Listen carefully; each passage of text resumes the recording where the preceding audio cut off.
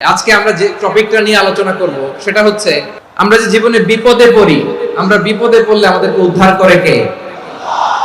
আল্লাহ ছাড়া আমাদের বাঁচানোর কেউ আছে? উদ্ধার করার কেউ আছে? রক্ষা করার কেউ আছে? এজন্য বিপদে পড়লে আমরা চাইবো কার কাছে? আমাদের যাই দরকার হোক আমরা ফরিয়াদ করব কার কাছে? নাকি মাজারে যেয়ে চাবেন? মাজারে যেয়ে চাবেন? অনেকে তো মাজারে যে কপাল খসে, আছে না নাই? মাজারে যে সন্তান চায়, আছে? এই এলাকার লোকদের আকীদা খালিস আমি জানি। মাজারে যে কপাল খসে আর সন্তান চায়। আচ্ছা, মাজারে গেলে সন্তান পাওয়া যায়? আচ্ছা, মাজারে না গেলে যদি বাচ্চা না হতো, গরু ছাগলের যে বাচ্চা হয় ওরা কোন মাজারে মানত করে বলেন? কথা কি বুঝতেছেন? এই যে প্রতি বছর গরু ছাগল ভেড়া এগুলো যে বাচ্চা দেয়, এরা কোন মাজারে যে মানত করে? এজন্য চাইতে হবে একজনের কাছে, তিনি কে? আমার প্রিয় পটুয়াখালীবাসী, মাজার জিয়ারত করা সুন্নাহ। আমরা মাজার জিয়ারত করব, আল্লাহ ওয়ালাদের কবরে যাব, আমরা সেখানে যে সালাম দিব, দোয়া করব, নিজের জন্য করব, কবরে শুয়ে থাকা মাইয়েতের জন্য করব, পুরো মুসলিম উম্মাহর জন্য করব। কিন্তু কবরে যিনি শুয়ে আছে ওই বাবার কাছে সন্তান চাওয়া যাবে? চাকরি চাওয়া যাবে? সফলতা চাওয়া যাবে? সফলতা দেয় কে? এক কথাই রব্বুল আলামিন বলেন, ওয়া ইয়ামসাসকাল্লাহু বিদুররিন ফালা কাশিফা লাহু ইল্লা হু ওয়া ইয়ুরিদকা বিখাইরিন ফালা রাদ্দা লিফাদলি ইউসিবু বিহি মান ইয়াশাউ মিন ইবাদিহি ওয়া হুয়াল গফুরুর রহিম। আল্লাহু আকবার। আল্লাহ বললেন, ওয়া ইয়ামসাসকাল্লাহু বিদুররিন ফালা কাশিফা লাহু ইল্লা হু। আল্লাহ যদি তোমাকে কোনো বিপদ স্পর্শ করায়, আল্লাহ যদি তোমারে কোনো বিপদে ফেলে দেয়, ওই বিপদ থেকে উদ্ধার করার তিনি ছাড়া আর কেউ নাই। জোরে বলেন ঠিক কিনা? তিনি যদি কোনো বিপদে ফেলেন, তিনি ছাড়া বিপদ থেকে উদ্ধার করার কেউ নাই।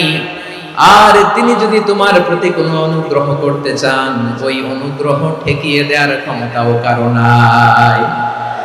আল্লাহ যদি আপনার সফলতা দিতে চায়, পৃথিবীর কোন শক্তি ওই সফলতাকে থামাতে পারে?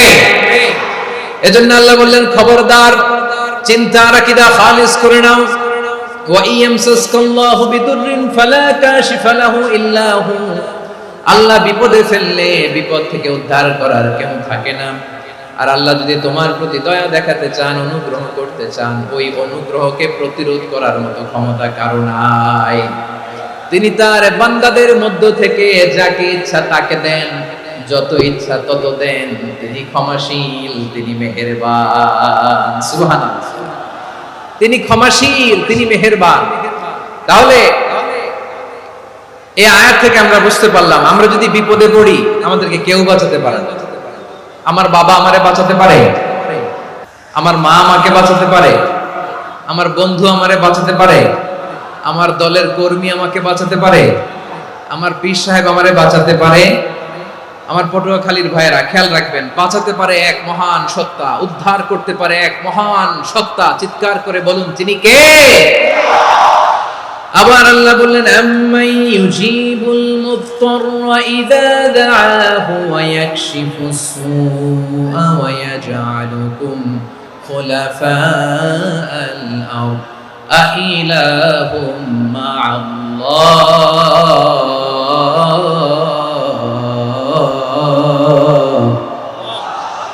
ক্বালিলাম মা তাযাক্কারুন। রব্বুল আলামিন বলেন, বিপদে পড়ে কাতর কণ্ঠে চিন্তাগ্রস্ত হয়ে যখন কেউ ফরিয়াদি হয়ে আল্লাহর ডাকে হাত তোলে, তখন এই ব্যক্তির ডাকে সাড়া দেয় কে? বিপন্ন অবস্থায় আপনি যখন কেঁদে কেঁদে হাত তুলে আপনার দুঃখের কথা জানান, আপনি যখন ডাকেন তারে, তখন আপনার ডাকে সাড়া দেয় কে? আল্লাহ বলে, আমি সাড়া দেই। তোমাদের বিপদকে মুক্ত করে দেয় কে? ওই আল্লাহর সাথে কোন উপাস্য আছে নাকি? কিন্তু খুব অল্প সংখ্যক লোকই তোমরা উপদেশ গ্রহণ করো। কথাটা কার? তাহলে বিপন্ন মানবতা যখন কাঁদে, মানুষ যখন বিপদে পড়ে নিরুপায় হয়ে ফরিয়াদ করে, তার ডাক শোনার কেউ নাই, একজন ছাড়া। চিল্লায় বলেন তো তিনি কে? এজন্য আমরা ফরিয়াদের হাত কার দিকে তুলব? এবং খেয়াল রাখতে হবে, মাথার সাথে সেট করে নিতে হবে, আল্লাহ ছাড়া আমাকে উদ্ধার করার কেউ নাই। এই পৃথিবীতে কেউ আপন না প্রিয় ভাইরা। বিপদে বললে বোঝা যায় কেউ আপন না। আপন শুধু একজন মহান সত্তা, তিনি কে? বিপদে আপদে কেউ আমাদের বাঁচাতে পারে না, তরাতে পারে না, মুক্তি দিতে পারে না, উদ্ধার করতে পারে না, একমাত্র আমার প্রভু ছাড়া, আল্লাহ ছাড়া। চিল্লায় বলেন ঠিক কিনা? মাথার সাথে এটা সেট করে নিতে হবে যে আমাদের পুরো জীবনটাই পরীক্ষা। The life is a test. পুরো জীবনটাই পরীক্ষা। এই জীবনে বিপদ আসবে, আপদ আসবে, পরীক্ষা আসবে, সবার জীবনে এটা থাকে। এক একজনের পরীক্ষা এক এক রকম।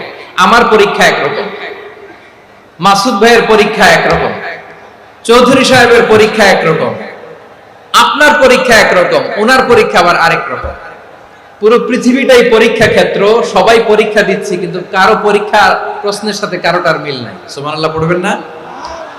পুরোটাই পরীক্ষা ক্ষেত্র, সবাই পরীক্ষার্থী, কিন্তু প্রশ্নপত্র একটার সাথে আরেকটা মিলে না। ওয়ান ডাজন্ট ম্যাচ দ্য আদার।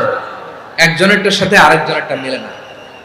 কাউকে আল্লাহ তাআলা ধনী বানিয়ে পরীক্ষা করেন, আবার কাউকে আল্লাহ তাআলা গরিব বানিয়ে পরীক্ষা করেন, কাউকে আল্লাহ অসুস্থ বানিয়ে পরীক্ষা করেন। কেউ দেখবেন যে দুরারোগ্য ব্যাধিতে আক্রান্ত, ডাক্তার বলেছে আর সময় নাই, দুরারোগ্য ব্যাধি, ক্যান্সার, যার নেই কোনো অ্যান্সার, তার জন্য পরীক্ষা হচ্ছে এই রোগ।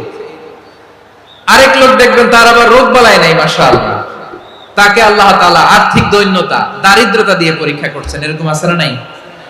টাকা পয়সা নাই, দিন আনে দিন খায়, যা আছে তাতে চলে না, এটা তার জন্য পরীক্ষা।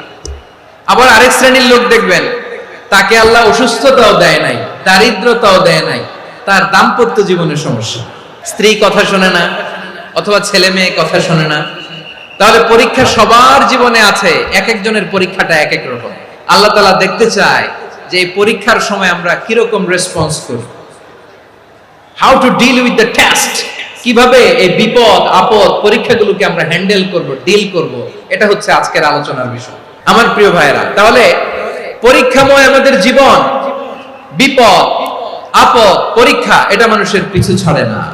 সবার জীবনে পরীক্ষা আছে, নবীদের জীবনেও পরীক্ষা ছিল। সাহাবারা জিজ্ঞেস করেছেন, ইয়া রাসূলুল্লাহ, আইয়ুন নাসি আশাদ্দু বালাআন ফিদ দুনিয়া, এই দুনিয়ার বুকে কাদের পরীক্ষা সবচেয়ে বেশি? বিশ্বনবী বলেছেন, আল আম্বিয়া। এই পৃথিবীতে সবচেয়ে বেশি পরীক্ষা আল্লাহ তাআলা নিয়ে থাকেন নবীদের। কাদের? নবীদের। সুম্মাল আমসাল ফাল আমসাল, এরপরে নবীদের পরের স্তরে যারা, তাদের পরীক্ষা।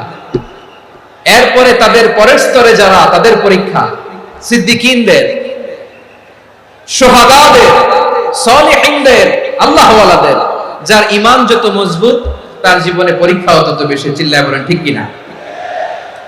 তাহলে মুমিনরা, বিশ্বাসীরা, আমরা কি পরীক্ষা বিপদ আপদে ভয় পাই?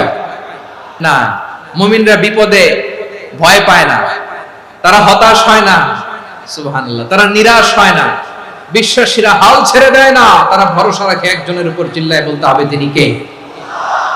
কারণ মুমিন জানে the grief isn't permanent, the test isn't permanent, the struggle in our life isn't permanent. আমাদের জীবনের দুঃখ, কষ্ট, স্ট্রাগল, এগুলো পার্মানেন্ট নয়। after every difficulties there is an ease. সব কষ্টের পরেই একটা সুখ আছে না নাই? রব্বুল আলামিন বলেন, ফা ইন্না মাআল উসরি ইউসরা, ইন্না মাআল উসরি ইউসরা, ভয় পেও না, চিন্তা করো না, কষ্টের সাথেই আমি রেখে দিয়েছি স্বস্তি। সুবহানাল্লাহ বলেন।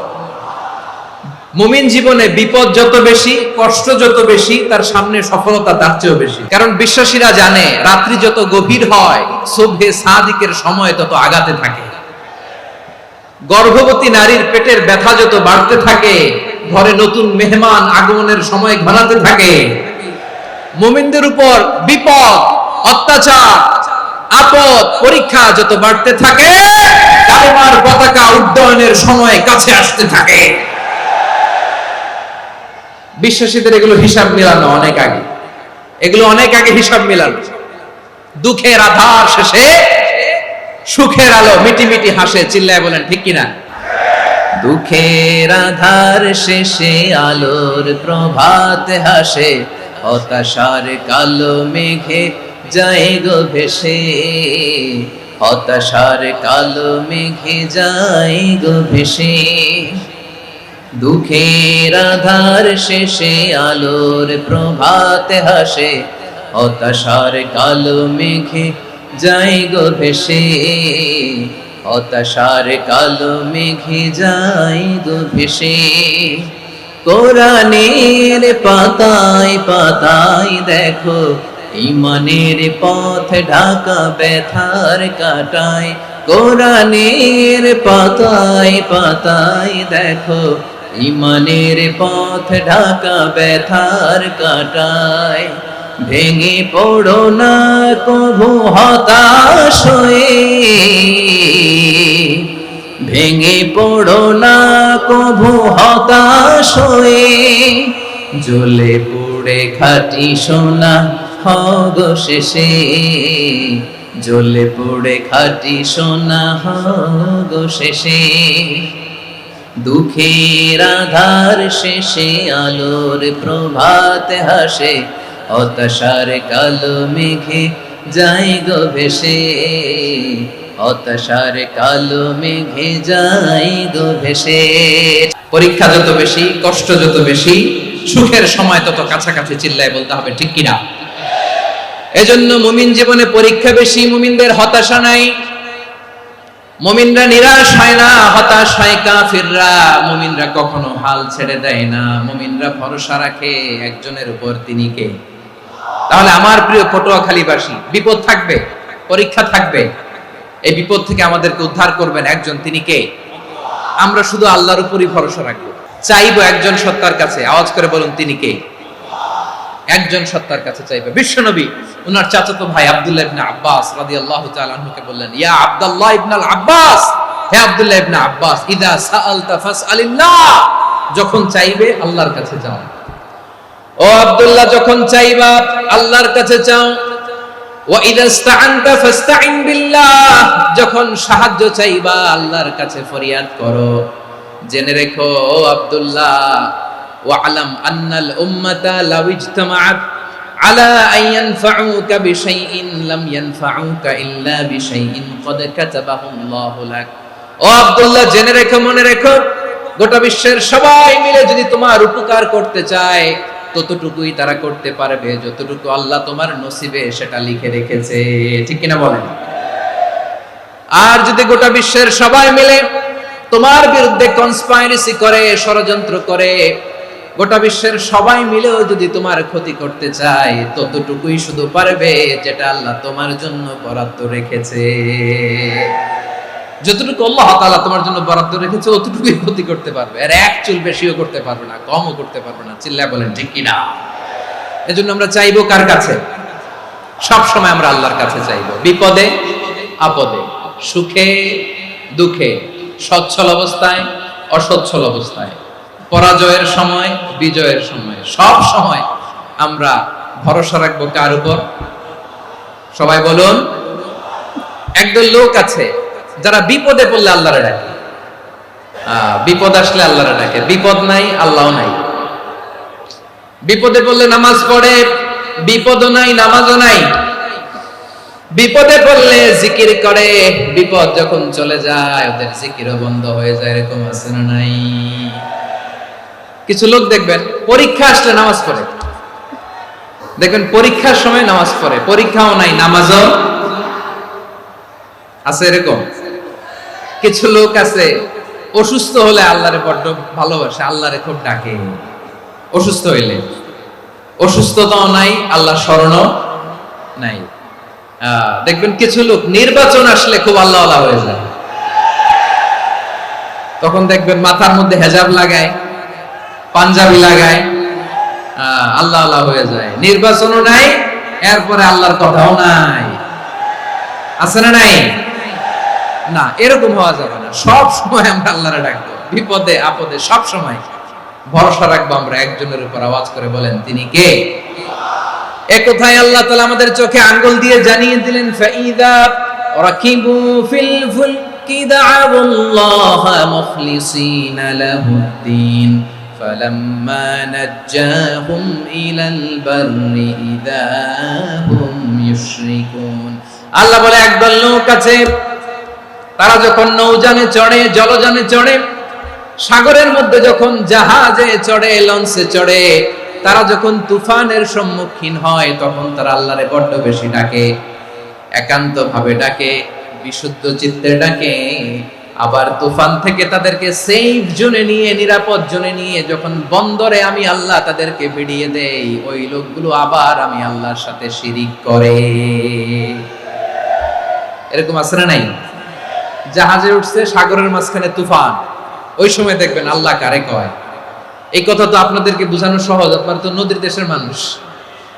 আচ্ছা, লঞ্চে উঠে তুফানের সম্মুখীন হয়েছেন, জলোচ্ছ্বাস, সবাই, আমার বলার দরকার নাই, বলেন, মাঝ নদী, তুফান, জলোচ্ছ্বাস, জলের মধ্যে উচ্ছ্বাস, ঢেউ, টর্নেডো, সাইক্লোন, মেঘের ঘনঘটা, পরিবেশ ঘুটঘুটে অন্ধকার, লঞ্চ একবার এদিকে আরেকবার ওইদিকে, ভিতরে কি অবস্থা হয় বলেন তো?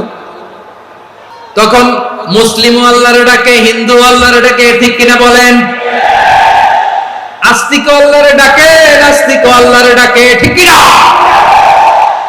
লঞ্চের ভেতর, স্টিমারের ভেতর কান্নারে রোল পড়ে যায়, চিৎকারের রোল পড়ে যায়, সবার মুখ দিয়ে শুধু একটা আওয়াজ, লা ইলাহা লা ইলাহা লা ইলাহা সুবহানাল্লাহ আলহামদুলিল্লাহ লা ইলাহা।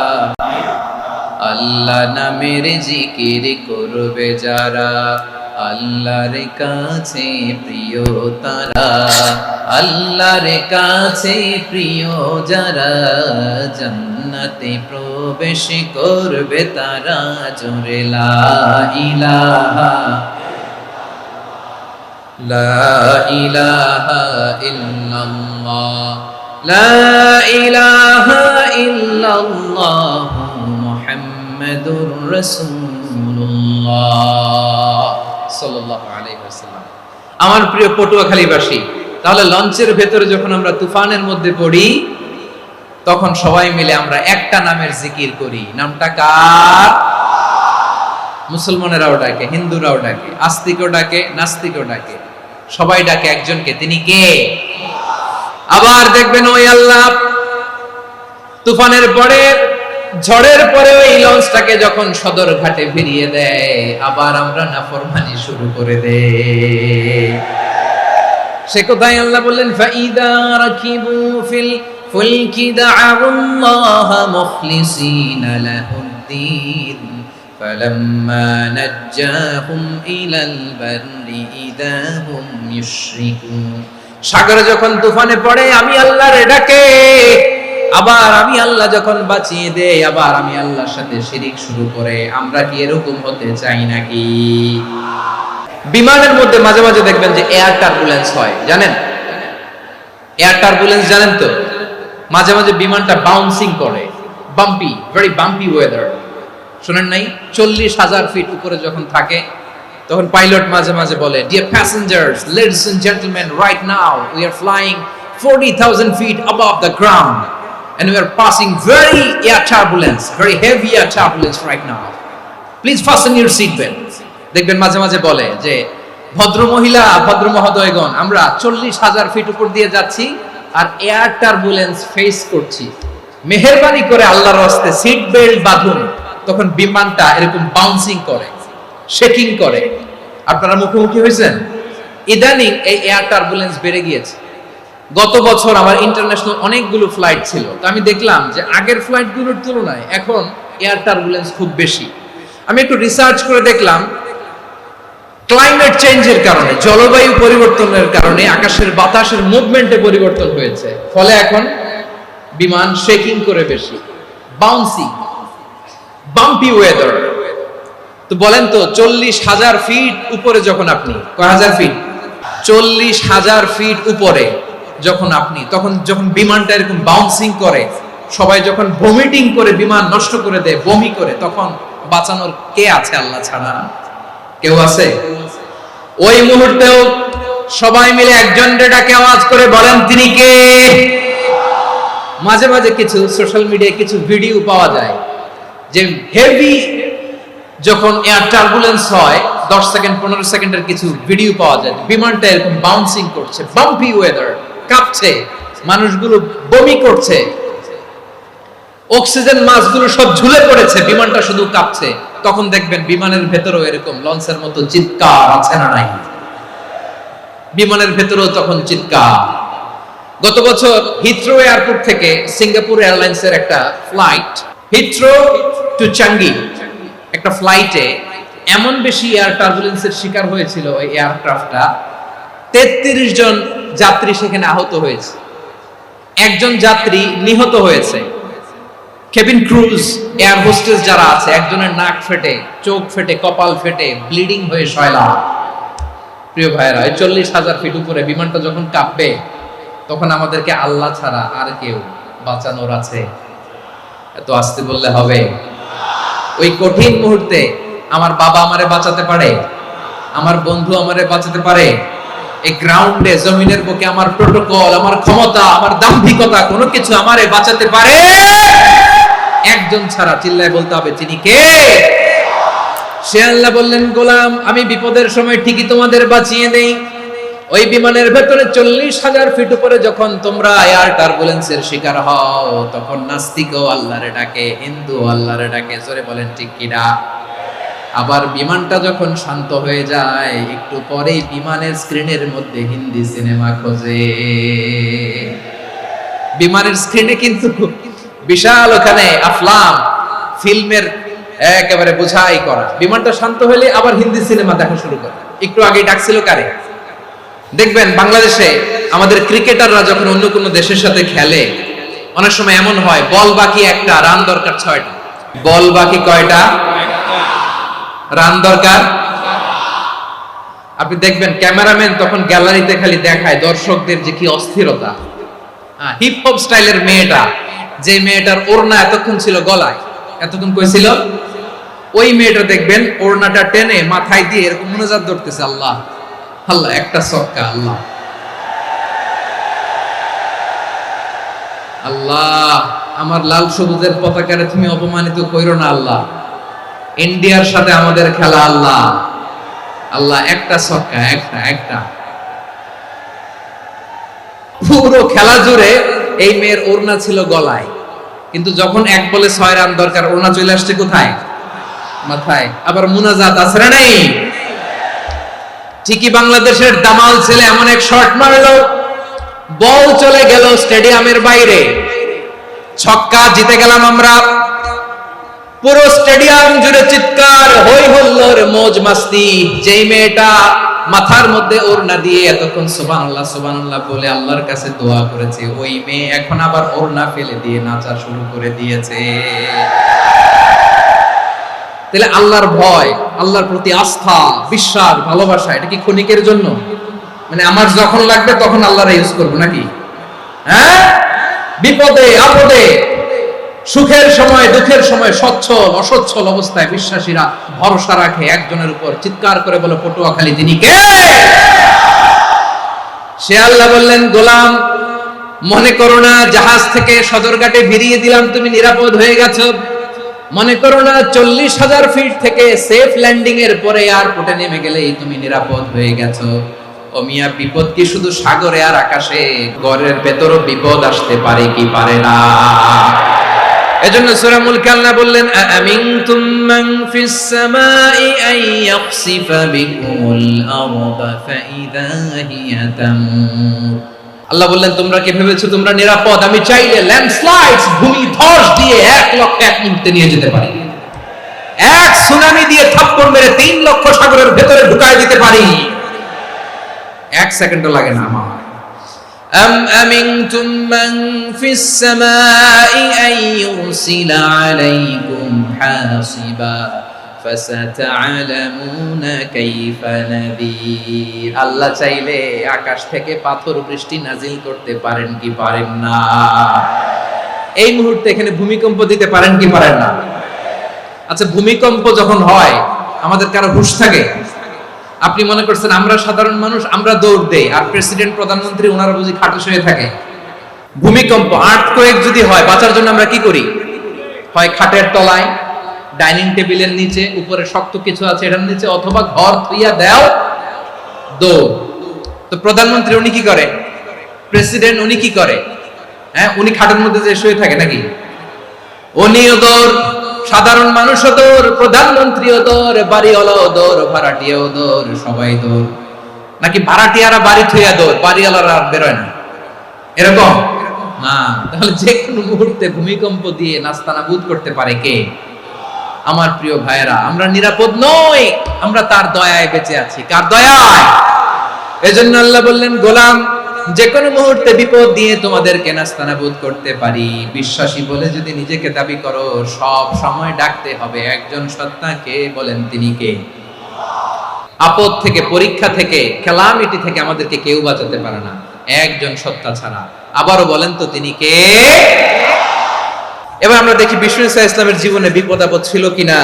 উনি বিপদ আসলে কিভাবে ডিল করতেন, বিপদ আসলে কোন দোয়া পড়তে হয়, কিভাবে ফরিয়াদের হাত উত্তোলন করতে হয়, কিভাবে রবের দরবারে নতজানু হয়ে ফরিয়াদ করতে হয়, এটা জানার দরকার আছে না নাই? আসুন আমরা বিষ্ণুনবীর জীবনী থেকে দেখি বিপদ আসলে উনি কি করতেন। বিপদ আসলেই প্রথমে বিষ্ণুনবী সাল্লাল্লাহু আলাইহি ওয়াসাল্লাম একটা দোয়া পড়তেন। তিনি পড়তেন, ইন্না লিল্লাহি ওয়া ইন্না ইলাইহি রাজিউন। নিশ্চয় আমরা আল্লাহর জন্য, নিশ্চয় আমরা কার দিকে ফিরবো ভাই? আবার কার দিকে ফিরবো? আওয়াজ করে বলুন তো, আমরা এসেছি কার কাছ থেকে, আবারও ফিরে যাব কার কাছে? এজন্য বিষ্ণুই পড়ছেন, ইন্না লিল্লাহি ওয়া ইন্না ইলাইহি রাজিউন। নিশ্চয় আল্লাহর জন্য, ওই আল্লাহর দিকেই আমরা ফিরে যাব। তারপরে বিষ্ণুই পড়তেন, আল্লাহুম্মা আজুরনি ফি মুসিবাতি ওয়াখলুফ লি খায়রাম মিনহা। একসাথে প্রথমে পড়তেন ইন্না লিল্লাহি ওয়া ইন্না ইলাইহি রাজিউন, তারপর পড়তেন আল্লাহুম্মা আজুরনি ফি মুসিবাতি ওয়াখলুফ লি খায়রাম মিনহা। মানে আল্লাহ, এই যে আমি বিপদে ধৈর্য ধারণ করলাম, এটার সব তুমি আমারে দাও, আর যেটা হারালাম এর চেয়ে ভালো কিছু দিয়ে মেকআপ করে দিও, ভালো কিছু দিয়ে বদল করে দিও। সুবহানাল্লাহ পড়েন। তাহলে বিপদ আসলে আমরা কি পড়ব? এদেশে পরস্পরে দেখা হলে দেয় সালাম, এদেশে আমজনতার হৃদয় জুড়ে পাক কালাম, এদেশে বিপদ এলে সর্বজনে সর্বক্ষণে দোয়া পড়ে ইন্না লিল্লাহ। কি পড়ে? সুবহানাল্লাহ সুবহানাল্লাহ সুবহানাল্লাহ সুবহানাল্লাহ। এদেশে আজান শুনে সূর্য ওঠে শহর গ্রামে, এদেশে আজান শুনে সূর্য ডুবে সন্ধ্যা নামে, এদেশে সকল কাজে সবাই বলে বিসমিল্লাহ, এদেশে ভালো কিছু দেখে শুনে হাসি মুখে সবাই বলে মাশাআল্লাহ। তাহলে বিপদ এলে আমরা কি পড়ি? তাহলে বিপদ এলেই আমরা এখন থেকে ইন্না লিল্লাহ পড়ব, নাকি হাই হুতাশ করবেন? একদল আছে হাই হুতাশ করে, হায় আল্লাহ রে, মোর কি হইল রে, মুই কি হরমু রে, মুই কমবে যামু রে, এরকম বিলাপ করতে নিষেধ করেছেন বিশ্বনবী। কি করব, কই যাব, কি হবে, হায় হায়, এরকম হাহুতাশ আছে না নাই? বিশ্বাসীরা হাহুতাশ করে না, তারা ইন্না লিল্লাহ পড়ে। কি পড়ে মনে থাকবে? আমরা পড়ব ইন্না লিল্লাহি ওয়া ইন্না ইলাইহি রাজিউন। নিশ্চয়ই আমরা আল্লাহর জন্য, আমরা আল্লাহর দিকেই ফিরে যাব।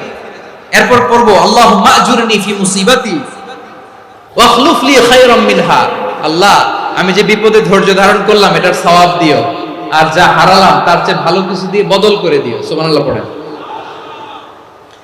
বিশ্বনবীর হাদিস শুনলেন উম্মে সালামা রাদিয়াল্লাহু তাআলা আনহা।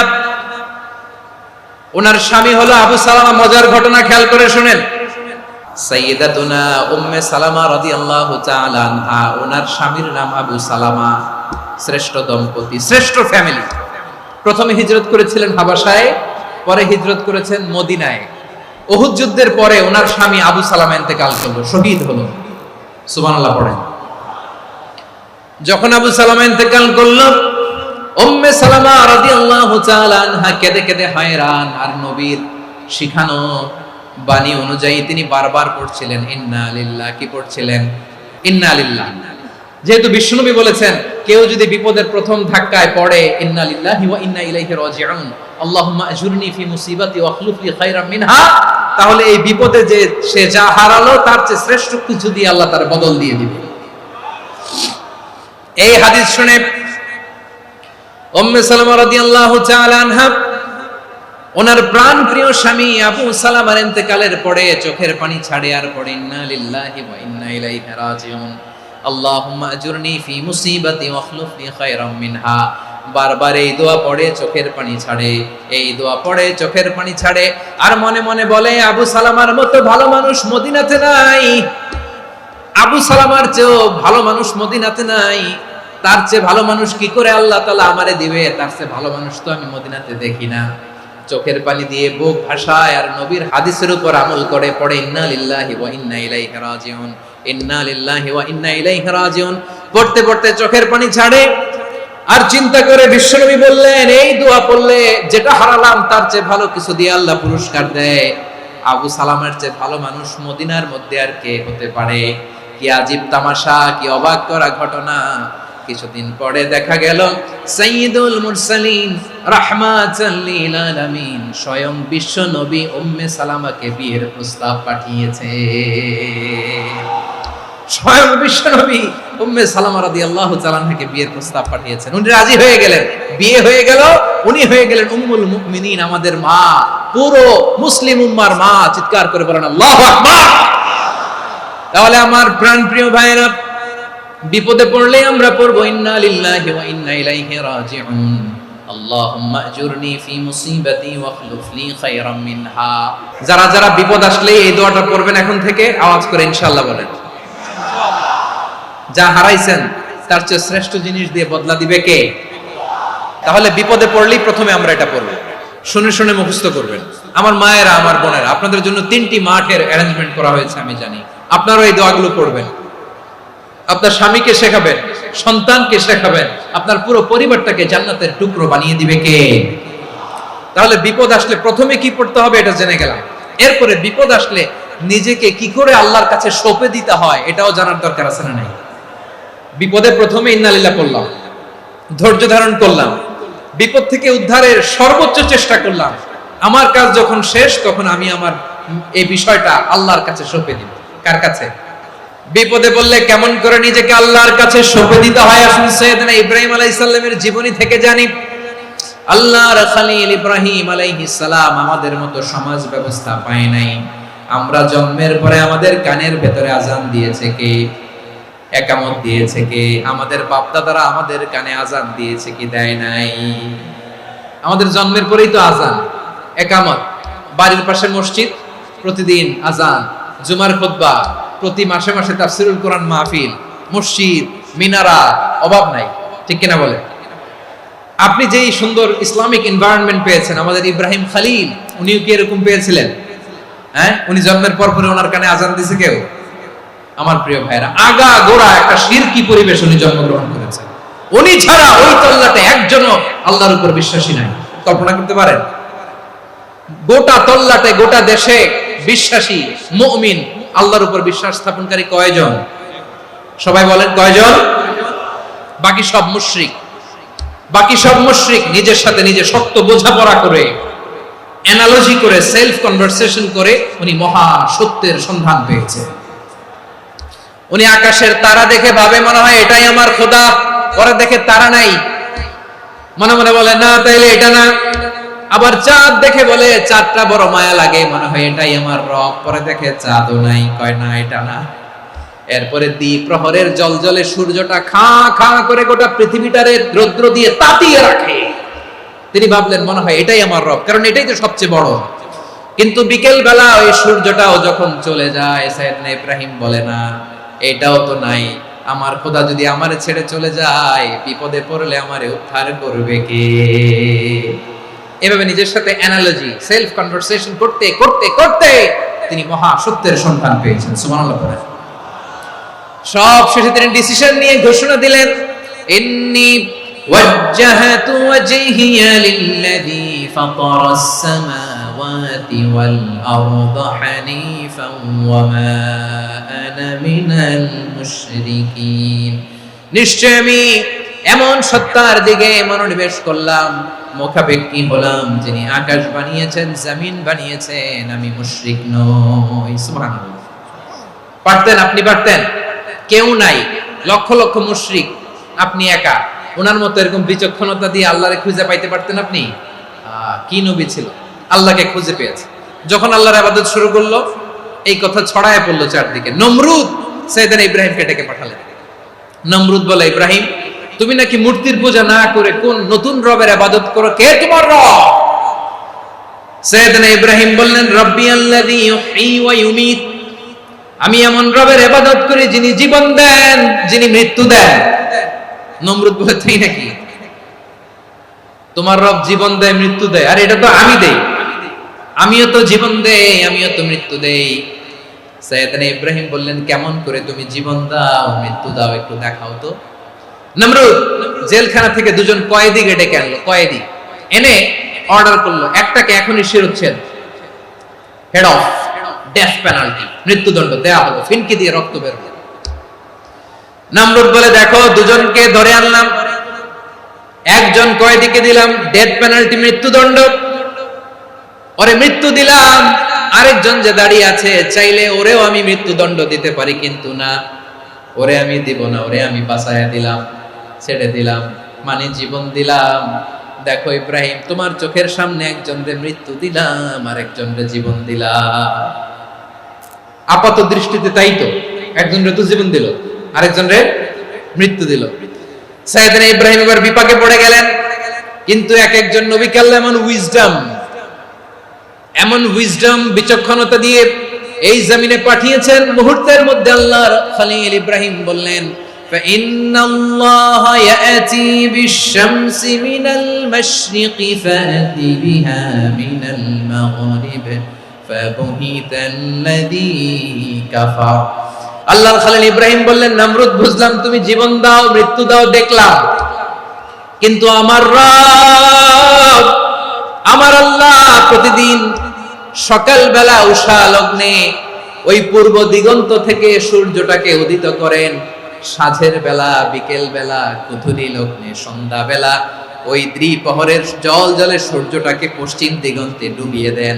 মানে সকালবেলা পূর্ব দিক থেকে উদিত করা সূর্যটাকে পশ্চিম দিকে বিকেলে তিনি ডুবিয়ে দেন। তুমি যদি পারো ওই সূর্যটাকে পশ্চিম দিক থেকে উদিত করে পূর্ব দিকে ডুবিয়ে দাও। সুবহানাল্লাহ পড়বেন না?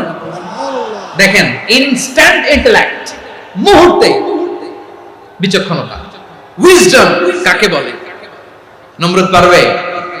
নমরুদের বাপ পারবে? ওর দাদা, ওর 14 গোষ্ঠী, গোটা বিশ্বের সব ক্ষমতাধর রাষ্ট্রনায়করা একসাথে হলে পারবে? ফাবুহিতাল্লাযী কাফার পারে নাই, ব্যর্থ হয়েছে। এবার তেলে বেগুনে জ্বলে উঠেছে, রেগে মেগে আগুন বলে, ফালকুহু ফিল জাহিম। ওর সাথে তর্ক নাই, না পেরে এবার এটারে আগুনে ফেলা। বিশাল বিশাল গাছ কেটে লাকড়ি এনে আগুনের কুণ্ডলি বানানো হলো, দাও দাও দাও দাও করে আগুন জ্বলে। আল্লাহর খলিল ইব্রাহিমকে আগুনে নিক্ষেপ করা হবে। আল্লাহর খলিল সাইয়েদনা ইব্রাহিমের হাতের মধ্যে রশি দিয়ে টাইট করে বাঁধা হলো, পায়ের মধ্যেও টাইট করে রশি দিয়ে বাঁধা হলো। আল্লাহর খলিল ইব্রাহিমকে আগুনের কুণ্ডলির মধ্যে ফেলা হবে। ওমিয়া, আপনি যে বিপদের কারণে ভয় পান, হতাশ হন, এটা কোনো বিপদ? ওনার বিপদের সামনে এটা কোনো বিপদই না, এটা কোনো বিপদই না। হাত পা বেঁধে টাইট করে নিক্ষেপ করা হবে, সিম্পলি ফেলা যাবে না, কারণ দাও দাও করে দ্য ব্লেজিং ফায়ার, এমন আগুনের কুণ্ডলি, কাছে যাওয়া যায় না, আগুনের উত্তাপে নিক্ষেপ করা হবে। হাতে রশি বেঁধে, পায়ে রশি বেঁধে আল্লাহর খলিল ইব্রাহিম আলাইহিস সালামকে আগুনের মধ্যে নিক্ষেপ করা হবে। আহা, এটার বলে অগ্নি পরীক্ষা। উনি অগ্নি পরীক্ষার সম্মুখীন হয়েছিলেন। এজন্য কঠিন পরীক্ষাকে আমরা অগ্নি পরীক্ষার সাথে তুলনা করি, ঠিক কি না? সাইয়েদনা জিবরাইল এসে বললেন, ও আল্লাহর খলিল, ওরা তো আপনার হাতও বেঁধে ফেললো, পাও বেঁধে ফেললো, নড়াচড়ার সুযোগ নাই, বলেন আমি জিবরিল ফেরেশতা আপনার জন্য কি করতে পারি? আল্লাহর খলিল ইব্রাহিম বলেন, ও জিবরাইল, তোমার কাছে আমার কোনো চাওয়া পাওয়া নাই। সুবহানাল্লাহ বলেন। তোমার কাছে বলার কিছু নাই, তোমার সাহায্যের আমার দরকার নাই। সাইয়েদনা ইব্রাহিম আলাইহিস সালামকে হাতে পায়ে রশি বেঁধে, হাত পা বাঁধা অবস্থায় জ্বলন্ত অগ্নিকুণ্ডে যখন নমরুদের দলবল নিক্ষেপ করবে, আল্লাহর খলিল কিভাবে নিজেকে আল্লাহর কাছে সঁপে দিয়েছেন পটুয়াখালীর ভাইরা খেয়াল করে শুনুন।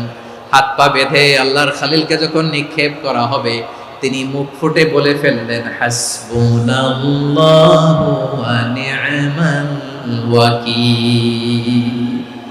হাসবুনাল্লাহু ওয়া নি'মাল ওয়াকিল, আমার জন্য আল্লাহই যথেষ্ট,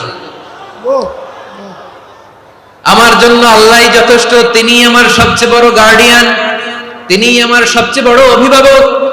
জিব্রাইলের সাহায্যে রফারকে ফিরিয়ে দিলেন। দুনিয়ার বুকে কারো কাছে কিছু বলেন নাই, মুখ ফুটে বলেছেন হাসবুনাল্লাহ। ও আমার পটুয়াখালীর প্রাণের ভাইয়েরা, খেয়াল রাখবেন, কোন বান্দা তার হাতে থাকা সব চেষ্টাটুকুন করার পরে মুখ ফসকে মুখ দিয়ে যখন বলে ফেলে হাসবুনাল্লাহ, বান্দা যখন হাসবুনাল্লাহ বলে ফেলে, ওই ব্যাপারটা ডিল করার দায়িত্ব স্বয়ং আল্লাহ আরশের উপর থেকে নিয়ে নেয়। আপনি যখন বলে ফেলবেন হাসবুনাল্লাহ, এটা ডিলিং করবে কে তখন? বান্দা তার সাধ্যের সবটুকু চেষ্টার পরে নতজানু হয়ে যখন বলবে হাসবুনাল্লাহ, আল্লাহ তুমি আমার জন্য যথেষ্ট, নি'মাল ওয়াকিল, তুমি আমার শ্রেষ্ঠ অভিভাবক, তখন তার কি দরকার না দরকার এটা ডিল করে স্বয়ং আল্লাহ। নিক্ষেপ করা হলো সাইয়েদনা ইব্রাহিমকে অগ্নিকুণ্ডলিতে। হাজার হাজার মানুষের দৃশ্য দেখার জন্য জড়ো হয়েছে এরকম বিশাল ময়দানে। কিন্তু কি অবাক করার ঘটনা, সবাই ভয় পাচ্ছিল, না জানে কি হয়ে যায়। আল্লাহর খলিলকে যখন আগুনের কুণ্ডলিতে নিক্ষেপ করা হয়, আল্লাহর খলিল ইব্রাহিম আগুনের কুণ্ডলীর মধ্যে বসে বসে মানুষগুলোর দিকে তাকিয়ে হাসতে শুরু করে দেয়। কারণ আকাশ থেকে রব্বুল আলামিন স্পেশাল ভার্ডিক্ট নাজিল করেছেন, স্পেশাল হুকুম জারি করেছেন, কুলনা ইয়া নারু কুনি বারদান ওয়া সালামান আলা ইব্রাহিম। ও আগুন, খবরদার, সৃষ্টি শুরু থেকে তোকে একটা ধর্ম আমি বাতলে দিয়েছিলাম, তোর ধর্ম, আগুনের ধর্ম হলো যা পাবে জ্বালিয়ে ছারখার করবে। আল্লাহ বলল, আগুন, তোর ধর্ম দিয়েছিলাম, তুই সব জ্বালিয়ে পুড়িয়ে ছারখার করে দিবি, কিন্তু ক্ষণিকের জন্য আমি তোর জ্বালিয়ে দেওয়ার ক্ষমতাটাকে কেড়ে নিলাম, জ্বালিয়ে ভস্ম করে দেওয়ার ক্ষমতা আমি কেড়ে নিলাম। কুনি বারদান, ঠান্ডা হয়ে যা, কিন্তু এত বেশি ঠান্ডা হবি না আবার আমার ইব্রাহিমের জন্য সর্দি লেগে না যায়। সুবহানাল্লাহ, এত আস্তে বললে হবে? কুনি বারদান, বারদ মানে বরফ, ঠান্ডা, ঠান্ডা হ, কিন্তু এত ঠান্ডা হবি না যাতে আমার ইব্রাহিমের কষ্ট হয়। আগুন বলে, আল্লাহ একবার বললাম ঠান্ডা হ, আবার বলো এত ঠান্ডা হবি না যাতে খলিলের সর্দি না লাগে। কেমন ঠান্ডা হব, কেমন এনভায়রনমেন্ট তৈরি করে দেব বলো? আল্লাহ বললেন, সালামান আলা ইব্রাহিম, আমার খলিল, আমার ইব্রাহিমের জন্য তুই জান্নাতের গুল বাগিচা হয়ে যা। ও ভাই, নবী মুসার মতো ঈমান হলে রাস্তা হবে সাগর জলে, নবী ইউসুফের মতো ঈমান হলে একে একে দরজা খোলে। নবী ইব্রাহিমের মতো ঈমান যদি আজও থাকে বিদ্যমান, অগ্নিকুণ্ডে দেখতে পাবে খুবসুরত এক ফুল ভাগা। কুলনা ইয়া নারু কুনি বারদান ওয়া সালামান আলা ইব্রাহিম। বান্দা যখন মুখ দিয়ে বলে হাসবুনাল্লাহ, আমার আল্লাহ আমার জন্য যথেষ্ট, এই বলে যখন নিজেকে সঁপে দেয়, তার কি লাগবে ওই দায়িত্ব স্বয়ং নিয়ে নেয় কে? তাহলে আমার প্রিয় ভাইরা, বিপদের শুরুতেই আমরা বলবো ইন্না লিল্লাহ। শুরুতে কি বলবো? এরপরে যেই বাক্যটা পড়ে নিজের পরিস্থিতিকে আল্লাহর দরবারে সঁপে দিব, সেটা হচ্ছে হাসবুনাল্লাহ। সেটা কি? বিষ্ণু বলেন, লা ইয়াজালু লিসানুকা রাতাবান মিন যিকরিল্লাহ, সব সময় আল্লাহর স্মরণ দিয়ে, জিকির দিয়ে জিহ্বাটারে সিক্ত রাখো। আর শয়তানু জাসিমুন আলা কলবি ইবনে আদম, শয়তান বনি আদমের কলবে খামচি মেরে বসে থাকে। ফাইদা যাকারাল্লাহ খালাসা, মানুষ যখন আল্লাহর স্মরণ করে জিকির করে, শয়তান দৌড়ে পালায়। ওয়া ইদা গাফালা ওয়াসওয়াসা, যখনই বনি আদম গাফেল হয়, তখনই শয়তান তার হৃদয়ে ওয়াসওয়াসা দেয়। এজন্য বিপদে পড়লে ইন্না লিল্লাহ, নিজের সবটুকুন করার পরে, নিজের রোল প্লে করার পরে নিজেকে আমরা কি বলে সঁপে দিব? সবাই বলেন, মনে থাকবে? বিপদে পড়লে প্রথমে ইন্না লিল্লাহ, এরপরে নিজেকে যখন সঁপে দিব তখন হাসবুনাল্লাহ। এরপরে কঠিন বিপদ যদি যখন বিশ্বনবী পড়তেন তখন কি করতেন? এমন বিপদ মাঝে মাঝে হয় না, দেয়ালে পিঠ থেকে যায়, চোখে মুখে অন্ধকার, কি করব দিশা খুঁজে পাই না, এরকম হয় কখনো?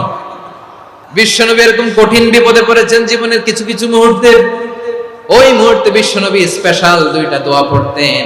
এই দোয়াগুলো আপনাদেরকে জানিয়ে দেয়। বিশ্বনবী বলেন, কঠিনতম বিপদে যখন পড়বা, দেয়ালে পিঠ থেকে যায়, চোখে মুখে অন্ধকার, বাঁচার কোনো উপায় নাই, তখন পড়বা লা ইলাহা ইল্লা আনতা সুবহানাকা ইন্নী কুনতু মিনাজ জালিমিন। আল্লাহ, তুমি ছাড়া কোনো ইলাহ নাই, তুমি পবিত্র, নিশ্চয় আমি জালিমদের অন্তর্ভুক্ত। সুবহানাল্লাহ বলেন। এই দোয়া সাইয়েদনা ইউনূস আলাইহিস সালাম পড়েছিলেন যখন মাছের পেটে ছিলেন। এবং অনেক মুফাসসিরিন ইকরাম বলেছেন, অনেক আহলুল ইলমরা বলেছেন, এটা হচ্ছে ইসমে আজম। ইসমে আজম এমন দোয়া যেটা দিয়ে দোয়া করলে আল্লাহ দোয়া কবুল করে, কিন্তু এটা কোনটা এটা নিয়ে ইখতিলাফ আছে। কোন কোন আহলুল ইলম বলেন এই লা ইলাহা ইল্লা আনতা সুবহানাকা ইন্নী কুনতু মিনাজ জালিমিন, এটা হচ্ছে ইসমে আজম। সাইয়েদনা ইউনূস আলাইহিস সালাম পড়েছেন, আপনারা পড়েননি? এটা পড়বেন আপনারা। এই দোয়া পড়ে সাইয়েদনা ইউনূস আলাইহিস সালাম মাছের পেট থেকে রক্ষা পেয়েছিলেন। রক্ষা করেছিল কে? তুমি ইউনূস নবী রে যখন খাইলো মাছেতে গিলিয়া, ফেরেশতা পাঠাইয়া দিলে ইসমে আজম দিয়া, প্রাণে ছিল যাহার ভয় সেথা পাইল আশ্রয়, প্রাণে ছিল যাহার ভয় সেথা পাইল আশ্রয়, মাছের পেট হতে সে যে পেল পরিত্রাণ। আল্লাহু আল্লাহু তুমি জাল্লে জালালুহু, শেষ করা তো যায় না গে তোমার গুণগান। আল্লাহু আল্লাহু লা ইলাহা ইল্লা আনতা সুবহানাকা ইন্নী কুনতু মিনাজ জালিমিন। বিশ্বনবী বললেন, দেয়ালে পিঠ থেকে গেলে, চোখে মুখে অন্ধকার, বাঁচার কোনো উপায় নাই, তখন এই দোয়াটা পড়তে হবে। এই দোয়া পড়ে আল্লাহর কাছে ফরিয়াদ করলে বিপদ মুক্ত করবেন কে? কেন এই দোয়াটা আল্লাহর কাছে বড্ড প্রিয় জানেন আমার ভাইরা? কারণ এই দোয়ার মধ্যে তিনটা জিনিস আছে। এক নম্বরে হচ্ছে তাওহীদ, দুই নম্বরে তাসবিহ, তিন নম্বরে তাকরীর। আই রিপিট, আবারও বলছি, এক নম্বরে তাওহীদ, দুই নম্বরে তাসবিহ, তিন নম্বরে তাকরীর। এই দোয়াটা আল্লাহর কাছে এত পছন্দনীয় কারণ এই দোয়ার প্রথম অংশে আছে তাওহীদ, আল্লাহর একত্ববাদের ঘোষণা। লা ইলাহা ইল্লা আনতা, ও আল্লাহ আপনি ছাড়া কোনো ইলাহ নাই, উপাস্য নাই, এই কথা বললে আল্লাহ বড্ড খুশি হয়ে যায়। সুবহানাল্লাহ পড়েন। এই দোয়ার দ্বিতীয় অংশে আছে তাসবিহ, মানে আল্লাহর প্রশংসা, প্রশংসা সূচক বাণী। সুবহানাক সুবহানাক সুবহানাক, ও আল্লাহ আমি আপনার পবিত্রতা ঘোষণা করছি। সুবহানাক, এই কথা শুনলেও আল্লাহ খুশি হয়ে যায়। সুবহানাল্লাহ পড়েন। এই দোয়ার তৃতীয় অংশে আছে তাকরীর, তাকরীর মানে পাপের স্বীকৃতি। তাকরীর মানে কি? তাকরীর মানে পাপের স্বীকৃতি। এই দোয়ার তৃতীয় অংশে আছে ইন্নী কুনতু মিনাজ জালিমিন, ও আল্লাহ আমি জালিমদের অন্তর্ভুক্ত। আল্লাহ আল্লাহ আমি জালেম, আল্লাহ আমি ভুল করেছি, অন্যায় করেছি, আল্লাহ আমি জালেমদের অন্তর্ভুক্ত। এই পাপের স্বীকৃতি, অ্যাকনোলেজমেন্ট আল্লাহ বড্ড পছন্দ করে। যখন আল্লাহর কাছে আপনি ছোট হবেন, ছোট হতে হতে যত ছোট হবে, ওই দৃশ্যটা দেখতে আল্লাহ বড্ড পছন্দ করে। সুবহানাল্লাহ বলেন। তিন নম্বর অংশ ইন্নী কুনতু মিনাজ জালিমিন, আল্লাহ আমি জালেমদের অন্তর্ভুক্ত। সাইয়েদনা আদম আলাইহিস সালাম ভুল করে যখন নিষিদ্ধ গাছের ফুল খেয়ে ফেললেন, ফল খেয়ে ফেললেন, আল্লাহ বললেন আদম ক্ষমা পেতে চাইলে তুমি আর হাওয়া মিলে স্বীকৃতি দাও, পাপের স্বীকৃতি আর পড়ো রব্বানা যালামনা আনফুসানা ওয়া ইল্লাম তাগফির লানা ওয়া তারহামনা লানাকুনান্না মিনাল খাসিরিন। ও আল্লাহ আমি আদম আর হাওয়া যালামনা আনফুসানা, আমরা আমাদের নফসের উপর বড্ড জুলুম করেছি। আল্লাহ ওয়া ইল্লাম তাগফির লানা ওয়া তারহামনা, আপনি যদি ক্ষমা না করেন, আপনি যদি দয়া পরবশ না হন, আপনি যদি রহম না করেন, আমরা তো ক্ষতিগ্রস্তদের মধ্যে শামিল হয়ে যাব। এই দোয়া করার সাথে সাথে সাইয়েদনা আদম আর হাওয়া আলাইহিস সালামকে ক্ষমা করে দিলেন কে? তাহলে এই দোয়ার তিন নম্বর অংশ তাকরীর, এটা আল্লাহ বড্ড পছন্দ করে। আমার কলিজার টুকরা ভাইয়েরা, গুনাহ করে শিকার যেতে হবে, এটা আল্লাহ ভালোবাসেন। সাইয়েদনা আবু বকর রাদিয়াল্লাহু তাআলা আনহু বিষ্ণু ঈসা ইসলামকে বললেন, ইয়া রাসূলুল্লাহ আল্লিমনি দুআআন আদউ বিহি ফি সালাতি, নবী হে আপনি আমার এমন একটা স্পেশাল দোয়া শিখায়া দেন যে দোয়াটা আমি নামাজে পড়ব। নবী বললেন, তাহলে তুমি পড়ো, আল্লাহুম্মা ইন্নী যালামতু নাফসি যুলমান কাসীরান ওয়া লা ইয়াগফিরুয যুনুবা ইল্লা আনতা ফাগফিরলি মাগফিরাতাম মিন ইনদিকা ওয়ারহামনি ইন্নাকা আনতাল গফুরুর রহিম। সুবহানাল্লাহ।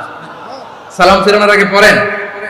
ও আবু বকর, নামাজে যদি দোয়া করতে মনে চায় এই দোয়াটা পড়বা, আল্লাহুম্মা ইন্নী যালামতু নাফসি, আল্লাহ জুলুম করেছি আমার নফসের উপর, যুলমান কাসীরা, অনেক জুলুম, ওয়া লা ইয়াগফিরুয যুনুবা ইল্লা আনতা, আপনি ছাড়া এই জুনুব, এই পাপ ক্ষমা করার দ্বিতীয় কোনো রব নাই। আছে?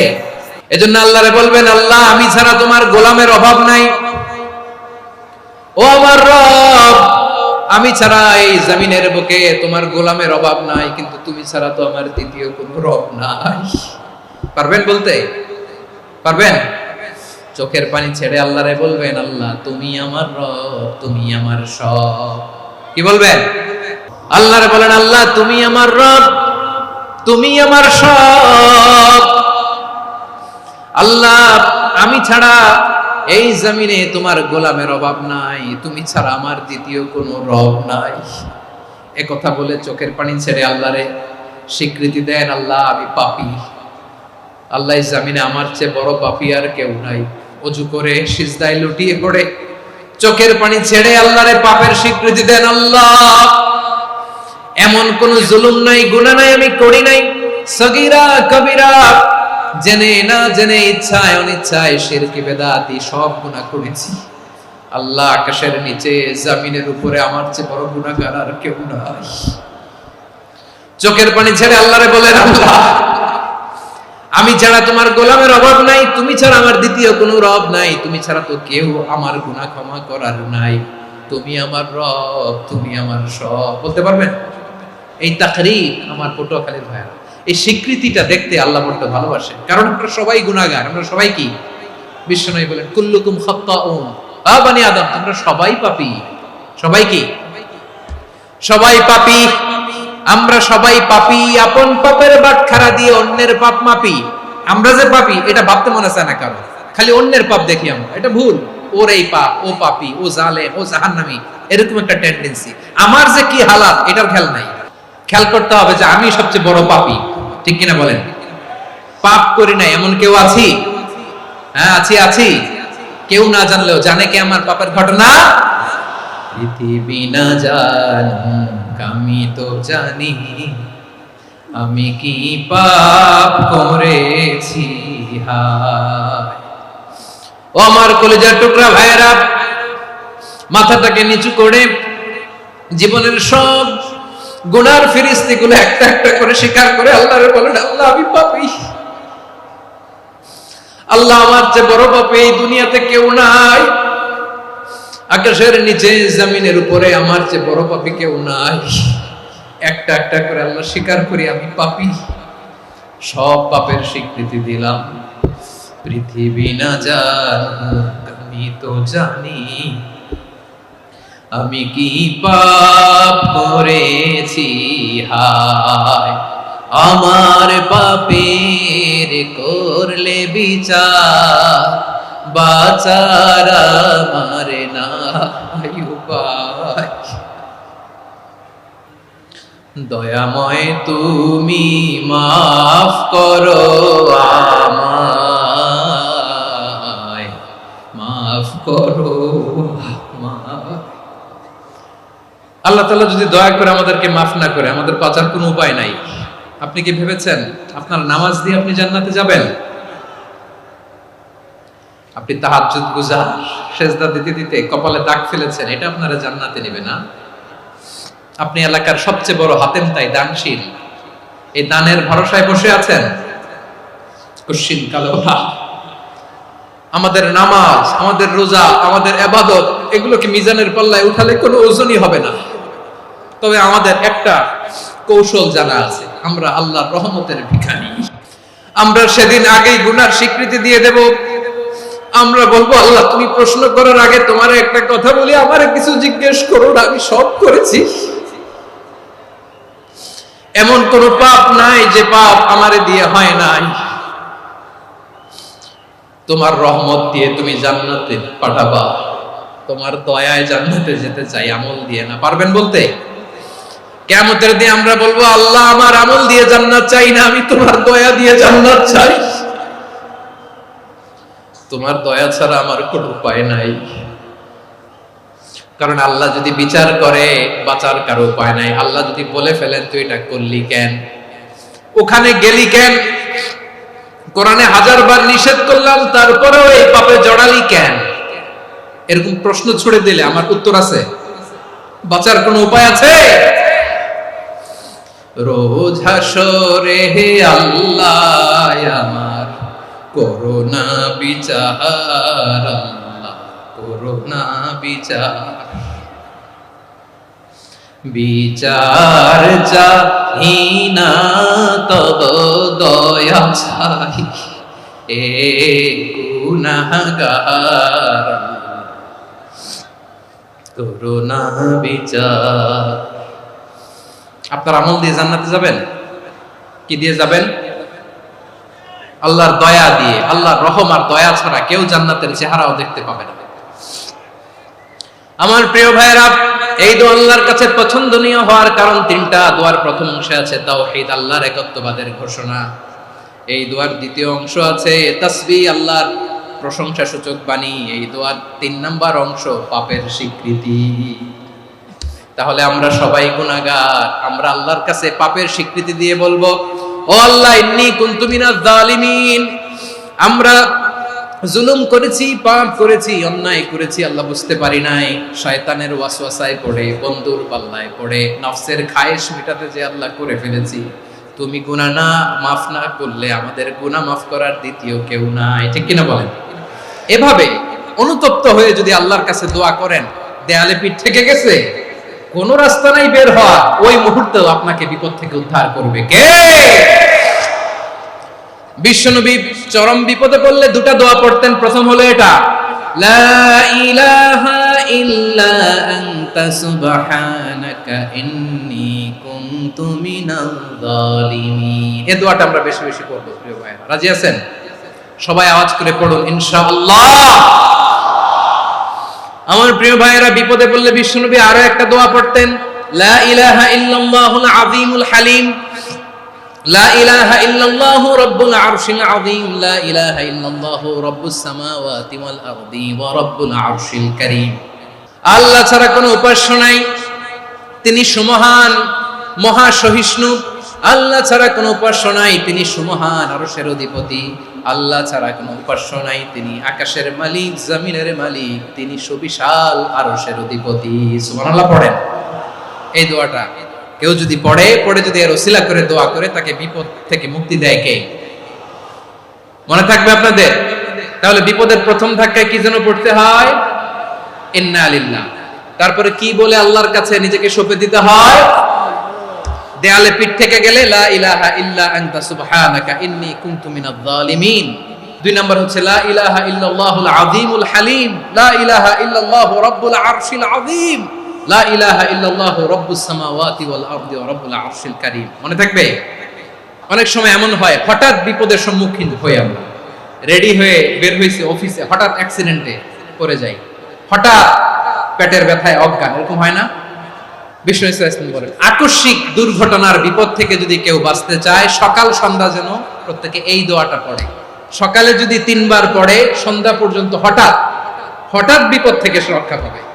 To be protected from sudden calamity, sudden disaster, হঠাৎ বিপদ, হঠাৎ ভয়ঙ্কর কোন আকস্মিক বিপদ থেকে আল্লাহ বাঁচায় দেবে। সকালে পড়লে সন্ধ্যা পর্যন্ত প্রোটেক্টেড, সন্ধ্যাবেলায় যদি 3 বার পড়ে সকাল পর্যন্ত প্রোটেক্টেড। সুবহানাল্লাহ পড়ে। দোয়াটা কি? দোয়াটা হচ্ছে বিসমিল্লাহিল্লাযী লা ইয়াদুররু মা ইসমিহি শাইউন ফিল আরদি ওয়ালা ফিস সামাই ওয়া হুয়াস সামিউল আলীম। ছোট না? অনেক ছোট, মুখস্থ করবেন। বিসমিল্লাহিল্লাযী লা ইয়াদুররু মা ইসমিহি শাইউন ফিল আরদি ওয়ালা ফিস সামা।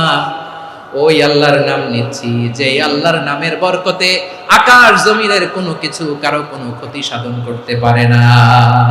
তিনি সর্বশ্রোতা, সর্বজ্ঞ। সুবহানাল্লাহ পড়েন।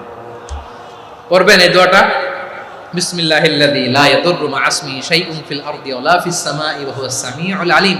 ফজরের পরে 3 বার, মাগরিবের পরে 3 বার যদি কেউ পড়ে প্রোটেক্টেড, যে কোনো হঠাৎ বিপদ থেকে প্রোটেক্টেড। প্রোটেক্ট করেন কে? ওই আল্লাহর নাম নিচ্ছি যে আল্লাহর নামের ওসিলায় আকাশ জমিনের কোনো কিছু কোনো ক্ষতি করতে পারে না। সুবহানাল্লাহ পড়েন। আচ্ছা, এবার আমাদের জীবনে দুশ্চিন্তা আছে না নাই বলেন? Tension, hyper tension, anxiety, depression, সবার জীবনে টেনশন আছে না নাই? এই দুশ্চিন্তা, পেরেশানি, মারাত্মক পেরেশানি থেকে মুক্তি পাওয়ার জন্য বিষ্ণু ইসলাম দুটো দোয়া পড়তেন। কয়টা? অনেকগুলো পড়তেন। স্পেশাল দুটো দোয়া আজকে আপনাদের শিখায় যাব, শুনবেন। পেরেশানিতে পড়লে, টেনশনে পড়লে এই দোয়াটা, প্রিয় ভাইরা, বিষ্ণু ইসলাম যখন খুব বিপদে পড়তেন, দুশ্চিন্তা ওনাকে ঘিরে ধরতো, উনি পড়তেন ইয়া হাইয়ু ইয়া কাইয়ুম বিরহমাতিকা আস্তাগীথ। ইয়া হাইয়ু ইয়া কাইয়ুম, হে শাশ্বত অবিনশ্বর, হে চিরঞ্জীব, বিরহমাতিকা আস্তাগীথ, তোমার রহমতের উসিলায় তোমার কাছে ফরিয়াদ করি। এটা পড়তেন। আবার আরেক বর্ণনায় এসেছে ইয়া হাইয়ু ইয়া কাইয়ুম বিরহমাতিকা আস্তাগীথ আসলিহ লি শা'নি কুল্লাহু ওয়ালা তাকিলনি ইলা নাফসি তারফাতা আইন। আসলিহ লি শা'নি কুল্লাহ, আল্লাহ আমার সবকিছু আপনি সেটেল করে দেন। আমাদের সব ঝামেলা সেটেল করে দিতে পারে কে? তাহলে পড়বেন ইয়া হাইয়ু, হে চিরঞ্জীব। হাইয়ু মানে চিরঞ্জীব, যিনি চিরকাল বেঁচে থাকবেন, মরবেন না। আল্লাহ মরবেন? তার কোনো লয় আছে? ক্ষয় আছে? সূরা রহমানে আল্লাহ বললেন কুল্লু মান আলাইহা ফানি ওয়া ইয়াবকা ওয়াজহু রাব্বিকা যুল জালালি ওয়াল ইকরাম ফাবিআইয়ি আলাই রাব্বিকুমা তুকাযিবান। জমিনে যা আছে সব ফান, ভ্যানিশ হয়ে যাবে, নিশ্চিহ্ন হয়ে যাবে, শেষ হয়ে যাবে, সব বিলুপ্ত হয়ে যাবে, একজন ছাড়া। জোরে বলেন তিনি কে? এই দোয়াটা কেন পছন্দ আল্লাহর কাছে? কারণ এখানে আল্লাহর দুইটা সুন্দর নাম আছে, গুণবাচক নাম, আল হাই, আল কাইয়ুম, এই দুটো নাম আছে এখানে। আবার এই দুইটা আয়াতুল কুরসির অংশ। আয়াতুল কুরসির শুরু তো এটা আছে না নাই? হ্যাঁ, আছে না নাই? 3 নাম্বার কারণ, এটা ইসমে আজম। কোন দোয়াটা ইসমে আজম? যে দোয়া ওসিলায় দোয়া করলে আল্লাহ দোয়া ফেরায় না। অনেকগুলো মত আছে, সবচেয়ে ভ্যালিড মত হচ্ছে এটা, ইয়া হাইয়ু ইয়া কাইয়ুম, এর ওসিলা দিয়ে দোয়া করলে দোয়া কবুল করে কে? 2 নম্বরে বিশ্বনবী মারাত্মক বিপদে পড়লে আরেকটা দোয়া পড়তেন, আল্লাহুম্মা ইন্নী আবদুক। আগে দোয়াটা পড়ি, শুনেন। আল্লাহুম্মা ইন্নী আবদুক ওয়া ইবনু আবদিক ওয়া ইবনু আমাতিক নাসিয়াতি বিয়াদিক মাদিন ফিয়া হুকমুক আদলুন ফিয়া কাদাউক আসআলুকা বিকুল্লি ইসমিন হুয়া লাক সাম্মাইতা বিহি নাফসাক আও আনসালতাহু ফি কিতাবিক আও আল্লামতাহু আহাদাম মিন খালকিক أو استأثرت به في علم الغيب عندك أن تجعل القرآن ربيع قلبي ونور صدري وجلاء حزني وذهاب همي। سبحان الله পড়েন। বিষ্ণু বলতেন আল্লাহুম্মা ইন্নী আবদুক, ও আল্লাহ আমি আপনার গোলাম, ওয়া ইবনু আবদিক, গোলামের ঘরের গোলাম, ওয়া ইবনু আমাতিক, বাদীর ঘরের গোলাম। মানে আল্লাহ আমি আপনার গোলাম, আমার বাবা আব্দুল্লাহ ছিল আপনার গোলাম, আমার মা আমিনা ছিল আপনার বাদী। মানে আমরা গোলাম বংশের, সব গোলাম। নিজের এর চেয়ে আর ছোট করে আল্লাহর কাছে উপস্থাপন করা যায় আমার ভাইরা? কথা কি বুঝতেছেন? নিজেকে এর চাইতে ছোট, নগণ্য আর তুচ্ছ করে আল্লাহর সাথে প্রেজেন্ট করা যায়?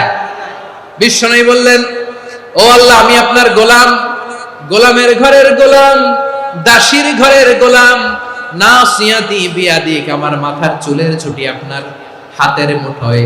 আপনি ডানে টান দিলে আমি ডানে যেতে বাধ্য, আপনি বাঁয়ে টান দিলে বাঁয়ে যেতে বাধ্য। বিশ্বনবী বললেন আল্লাহ আমার মাথার চুলের ঝুঁটি আপনার হাতের মুঠোয়। আচ্ছা, এইভাবে কাকে ধরা হয়? যে খুব ছোট, ঠিক কি না? নিজেকে কত ছোট করলেন বিশ্বনবী। ও আল্লাহ আমার মাথার চুলের ঝুঁটি আপনার হাতের মুঠোয়, আপনি ডানে টানলে আমি ডানে যাব, বাঁয়ে টানলে বাঁয়ে যাব। আল্লাহ আসআলুকা বিকুল্লি ইসমিন হুয়া লাক নাসিয়াতি বিয়াদিক মাদিন ফিয়া হুকমুক, আপনার নির্দেশ আমার উপর কার্যকর হবেই হবে। আবদুন ফিয়া কাদাউক, আপনার ফয়সালা, যেই ফয়সালাই আপনি আমার জন্য করেন এটাই ইনসাফ। সুবহানাল্লাহ বলেন।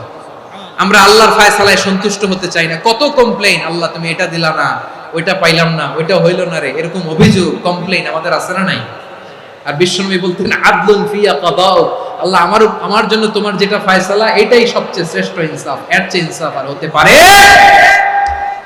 এভাবে কায়মান বাক্যে আল্লাহর কাছে বিশ্বনবী দোয়া করতেন।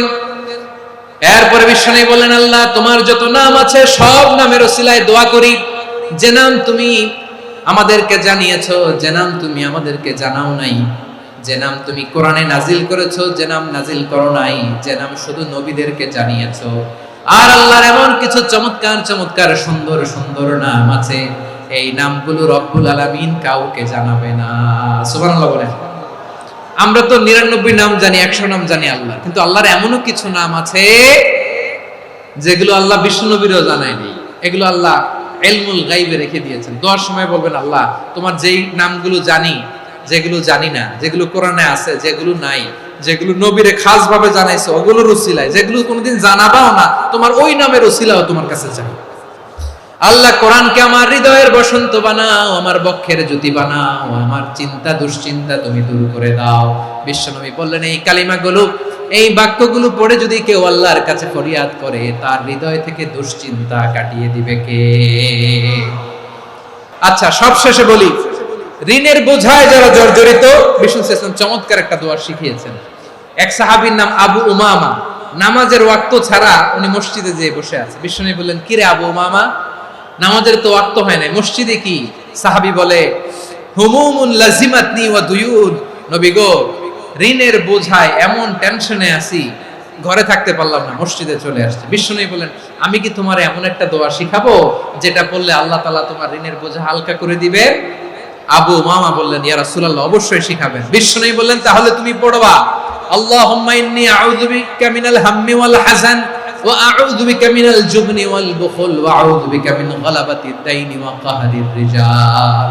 ও আল্লাহ, তোমার কাছ থেকে দুশ্চিন্তা থেকে পানাহ চাই, কৃপণতা, ভীরুতা, অলসতা, কার্পণ্যতা, এই সব কিছু থেকে, মানুষের কঠোরতা, আমার উপর মানুষের আধিপত্য এবং ঋণের বোঝা থেকে পানাহ চাই।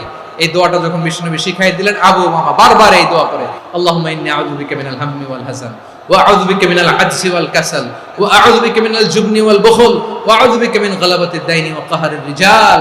আবু উমামা বলে, এই দোয়া আমি পড়তে লাগলাম আর পড়তে লাগলাম, কিছুদিন পরে দেখা গেল বিষ্ণু নবীর শেখানো এই দোয়ার বদৌলতে আল্লাহ তাআলা আমার সব ঋণ পরিশোধের ব্যবস্থা করে দিয়েছেন। আমার প্রিয় পটুয়াখালীর ভাইয়েরা, বিশ্বনবীর জামাতা সাইয়্যিদিনা আলী রাদিয়াল্লাহু তাআলা আনহুর কাছে এক লোক এসে বলে, হে আলী, ঋণের বোঝায় আমি জর্জরিত, আমার কিছু অর্থ দিয়ে সাহায্য করো। সাইয়্যিদিনা আলী রাদিয়াল্লাহু তাআলা আনহু বললেন, আমি কি তোমারে এমন একটা দোয়া শিখাবো যেটা বিশ্বনবী আমাদের শিখিয়েছেন? এই দোয়া যদি তুমি পড়ো, লাউ কানা আলাইকা মিসলু জাবালিন কাবীরিন দাইনান আব্দুল্লাহু আনকা, পাহাড় পরিমাণ যদি ঋণের বোঝা হয়, আল্লাহ এটা পরিশোধের ব্যবস্থা করে দেবেন। ছোট্ট একটা দোয়া বিশ্বনবী শিখালেন, বললেন, তুমি পড়বা, আল্লাহুম্মা কফিনি বিহালালিকা আন হারামিকা ওয়া আগনিনি বিফাদলিকা আম্মান সিওয়াক। আল্লাহুম্মা কফিনি বিহালালিকা আন হারামিক, আল্লাহ তোমার হালাল দিয়ে আমাকে পরিতুষ্ট করো, হারাম থেকে বাঁচিয়ে রাখো, আর তোমার অনুগ্রহে মানুষের মুখাপেক্ষী যেন আমি না হই, আমি যেন সবসময় তোমার মুখাপেক্ষী হই, ওই তৌফিক দিও। সুবহানাল্লাহ পড়েন। এই দোয়া বেশি বেশি পড়লে ঋণের বোঝা হালকা করে দিবে কে? তাহলে প্রিয় ভাইয়েরা, বিপদে পড়লেই প্রথমে কি পড়বেন? ইন্না লিল্লাহ। কি বলে নিজেকে আল্লাহর কাছে সঁপে দিতে হয়? হাসবুনাল্লাহ। চরম বিপদে দেয়ালে পিঠ থেকে গেছে, তখন লা ইলাহা ইল্লা আনতা সুবহানাকা ইন্নী কুনতু মিনাজ জালিমিন। এরপরে লা ইলাহা ইল্লাল্লাহুল আযীমুল হালিম, এই দোয়া। আকস্মিক বিপদ, হঠাৎ যেন কোনো বিপদ আমাকে পেয়ে না বসে, এটার জন্য বিসমিল্লাহিল্লাযী লা ইয়াদুররু মা ইসমিহি শাইউন ফিল আরদি ওয়ালা ফিস সামাই ওয়া হুয়াস সামিউল আলীম। সকালে 3 বার, রাতে 3 বার। আর মারাত্মক tension, hyper tension, anxiety, depression থেকে বাঁচার জন্য 2 দোয়া, ইয়া হাইয়্যু ইয়া কাইয়্যুম, ইয়া হাইয়্যু ইয়া কাইয়্যুম, মনে থাকবে? আর আল্লাহুম্মা ইন্নী আবদুক, এই দোয়া। ঋণ থেকে বাঁচার জন্য 2 দোয়া, আল্লাহুম্মা ইন্নী আউযু বিকা মিনাল হাম্মি ওয়াল হাযান, এটা। আর আল্লাহুম্মা কফিনি বিহালালিকা আন হারামিকা ওয়া আগনিনি বিফাদলিকা আম্মান সিওয়াক। আর সব সময় পড়ার জন্য একটা আমল দিয়ে যাই, উঠতে বসতে, অফিসে যাচ্ছেন, অফিস থেকে ফিরতেছেন, বসে আছেন, শুয়ে আছেন, ছোট্ট এক শব্দে আমরা যেন বেশি বেশি পড়ি, আস্তাগফিরুল্লাহ। আল্লাহ রাসূল সাল্লাল্লাহু আলাইহি ওয়াসাল্লাম বলেন, মান লাজিমাল ইস্তিগফার, যে সব সময় এরকম ইস্তিগফারের সাথে লেগে থাকে, জাআলাল্লাহু লাহু মিন কুল্লি দিকিন মাখরাজা, আল্লাহ তাআলা তাকে কোনো বিপদে আটকান না, সে জীবনে আটকাবে না, যে কোনো বিপদে আল্লাহ তার রাস্তা বের করে দিবেন। Way out, you will get a way out in solution. সুবহানাল্লাহ। ওমিন কুল্লি হাম্মিন ফারাজা, দুশ্চিন্তা মুক্ত হবে। ওয়ায়ারযুকহু মিন হাইসু লা ইয়াহতাসিব, এমন জায়গা থেকে আল্লাহ রিজিকের বন্দোবস্ত করবে যেটা সে কল্পনাও করে নাই। আওয়াজ করে পড়েন সুবহানাল্লাহ। আমার প্রিয় ভাইরা, এটা গেল নিজের বিপদ। নিজে যদি বিপদে পড়েন, অন্যের বিপদ যদি দেখেন, এটার জন্য একটা দোয়া আছে। অনেক সময় আমরা দেখি হাসপাতালে ক্যান্সারের 3rd স্টেজে চলে গেছে, লোকটা হ্যাংলা হয়ে চিকন হয়ে হায়রে কি কষ্ট পায়, দেখি না? বিষ্ণু বলে একটা দোয়া যদি কেউ অন্যের কোনো বিপদ দেখে পড়ে, ওই বিপদ তার জীবনে কখনো আসবে না। অনেক সময় হয় যে আমরা মহাসড়ক দিয়ে যখন চড়ি, দুর্ঘটনায়, আইরে আল্লাহ, দুর্ঘটনায় মানুষের মাথা একদিকে, দেহ আরেকদিকে, ব্লিডিং, এরকম হয় না? আল্লাহ তুমি হেফাজত করো। বিশ্বনবী বলেন এই দুর্ঘটনা দেখে কেউ যদি এই দোয়াটা পড়ে, তার জীবনে সে কোনোদিন এরকম অ্যাক্সিডেন্টের সম্মুখীন হবে না। বিশ্বনবী বলেন অন্যের বিপদ দেখে কেউ যদি পড়ে, আলহামদুলিল্লাহিল্লাযী আফানি মিম্মা বাতালাকা বিহি ওয়া ফাদ্দালানি আলা কাসীরিন মিম্মান খালাকা তাফদীলা, মানে প্রশংসা সেই আল্লাহ, যে আল্লাহ তাআলা তোমাকে যেই জিনিস দিয়ে পরীক্ষা করেছে, আমাকে ওইটা থেকে বাঁচিয়ে দিয়েছে। তোমাকে আল্লাহ যেই বিপদে ফেলেছে, আমাকে ওই বিপদ থেকে তিনি মুক্ত রেখেছে, আর তার অনেক সৃষ্টির উপর আমাকে তিনি প্রাধান্য দিয়েছে। সুবহানাল্লাহ পড়েন। যে কোনো বিপদ, কারো ক্যান্সার দেখে যদি এই দোয়াটা আপনি বিশ্বাসের সাথে পড়েন, জীবনে কোনোদিন ক্যান্সার রোগে আক্রান্ত হবেন না। দুর্ঘটনা দেখে যদি পড়েন, ওই দুর্ঘটনা আপনাকে স্পর্শ করবে না। যে কোনো কারো বিপদ দেখে যদি কোনো বিশ্বাসী বান্দা এই দোয়া পড়ে, বিশ্বনবী বলেন লাম ইউসিবহু যালিকাল বালা, ওই বিপদ তাকে আর ধরবে না। উফিয়া মিনহু মিন যালিকাল বালা কাইনাম মা কান, সে যতদিন হায়াত পাবে কোনোদিন ওই বিপদ তাকে স্পর্শ করবে না। আমার প্রিয় ভাইরা, তাহলে পুরো আলোচনার সেন্ট্রাল থিম হচ্ছে আমাদের জীবনে বিপদ আসবে, কষ্ট আসবে, দুঃখ আসবে, কিন্তু বিপদে আপদে আমরা হাল ছেড়ে দিব না, হতাশ হব না। মুমিন হতাশ হয় না, নিরাশ হয় না, হাল ছেড়ে দেয় না। মুমিন ভরসা রাখে একজনের উপর। আওয়াজ করে বলুন যিনি কে? বিপদে পড়লে আমাদেরকে উদ্ধার করে কে? আবার আমাদেরকে যদি কোনো নেয়ামত আল্লাহ দিতে চান, ওইটা কেড়ে নেওয়ার ক্ষমতা কারো আছে? তাহলে আমরা কানেক্টিভিটি বাড়াবো কার সাথে? আমাদের প্রার্থনার ফরিয়াদের হাত তুলবো কার কাছে? রাজি আছেন? পটুয়াখালীর ভাইরা, মনে থাকবে কথাগুলো। আল্লাহ তাআলা আমাদের সবাইকে কথাগুলো বোঝার ও আমল করার